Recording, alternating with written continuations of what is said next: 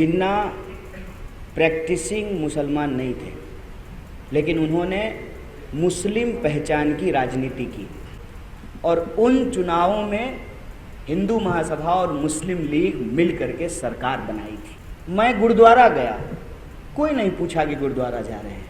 हम वो हर जगह जाएंगे जहाँ इंसान जाते हैं।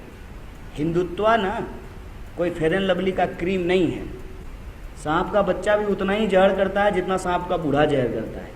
हिंदू शब्द जोड़ करके जो है आप एक धर्म को बदनाम मत कीजिए। उनका बच्चा बीसीसीआई का सेक्रेटरी बन रहा है और उनका नेता चुनाव में जाकर के परिवारवाद पे भाषण दे रहा है। आपका चश्मा ठीक है ना? It is about truth, it is about reality. आज देश के पहले शिक्षा मंत्री, महान स्वतंत्रता सेनानी, भारत रत्न मौलाना अबुल कलाम आज़ाद साहब की जयंती है। मैसेज है, संदेश है कि हम किसी भी तरह की नफ़रत और समाज को बांटने वाली सोच, विचारधारा और राजनीति के विरुद्ध हैं। तो आज का दिन जब हम मौलाना अबुल कलाम आज़ाद साहब को याद कर रहे हैं तो कुछ चीज़ें हम लोगों को अपने दिमाग में दोबारा लाने की ज़रूरत है। एक तो ये कि आप सब जानते हैं कि जिन्ना प्रैक्टिसिंग मुसलमान नहीं थे, लेकिन उन्होंने मुस्लिम पहचान की राजनीति की और मौलाना अबुल कलाम आज़ाद एक इस्लामिक स्कॉलर थे, लेकिन आज़ाद भारत में उन्होंने मॉडर्न एजुकेशन को एस्टेब्लिश किया। और उनका एक मशहूर कोट है कि दिल से दी गई शिक्षा समाज में क्रांतिकारी बदलाव लाती है। ना उन्होंने धर्म को मेंशन किया, ना उन्होंने खैरात को मेंशन किया, ना उन्होंने भीख को मेंशन किया। दिल से दी गई शिक्षा मतलब राज्य यदि अपने नागरिकों को शिक्षा एक बुनियादी अधिकार के रूप में प्रदान करती है तो उससे समाज में क्रांतिकारी बदलाव आता है। और ये धरती है संत तुकाराम जी की, महात्मा फुले की, डॉक्टर बाबा साहब भीमराव अंबेडकर की, छत्रपति शिवाजी महाराज की।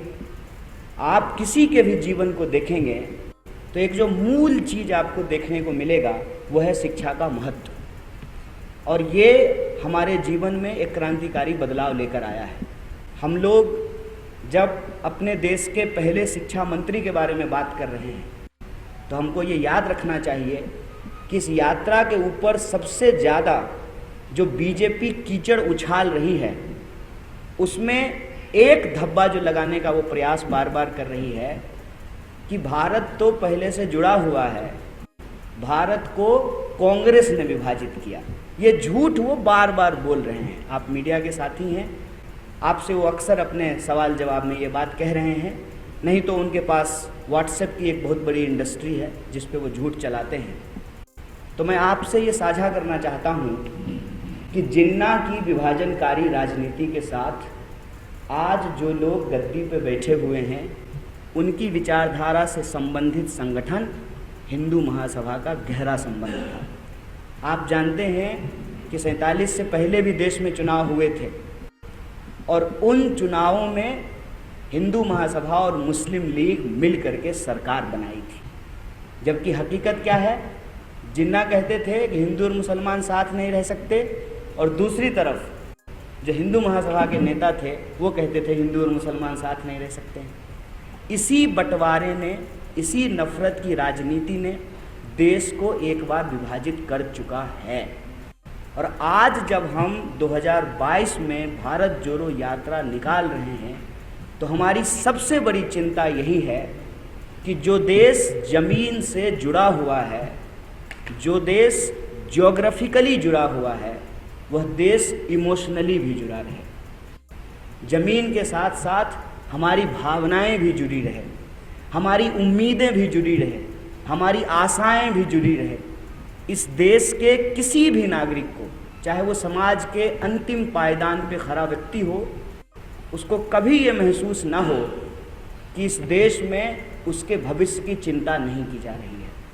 हम ये महसूस कर रहे हैं कि लगातार राजनीतिक विमर्श से, सामाजिक विमर्श से, परिवार के व्हाट्सएप ग्रुप में, स्कूल के व्हाट्सएप ग्रुप में लोगों के बुनियादी सवाल गायब कर दिए गए हैं। इतिहास को गलत तरीके से प्रस्तुत करके हमारे वर्तमान का अपहरण किया जा रहा है और हमारे भविष्य को अंधेरे में डाला जा रहा है।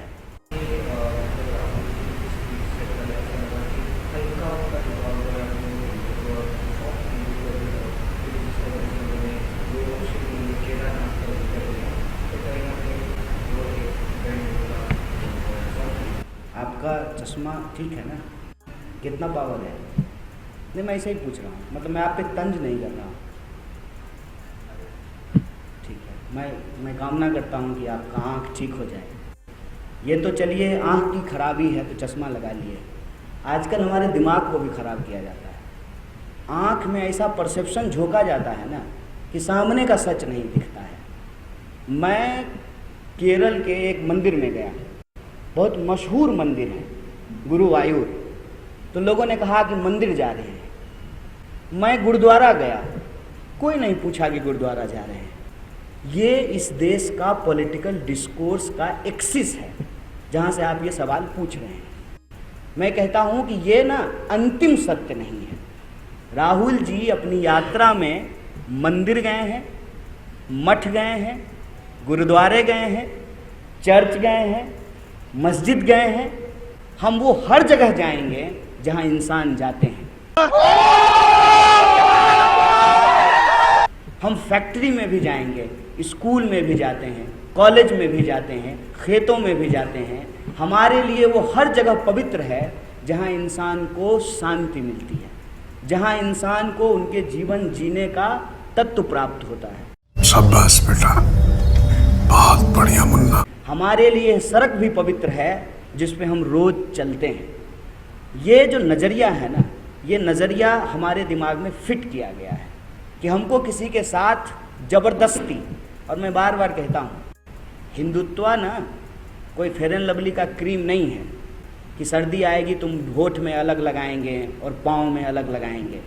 हिंदुत्व एक प्रॉपर आइडियोलॉजी है, एक पॉलिटिकल आइडियोलॉजी है। आप महाराष्ट्र के लोग हैं, यहीं सावरकर पैदा हुए, उनको ध्यान से पढ़ेंगे तो आपको पता चलेगा।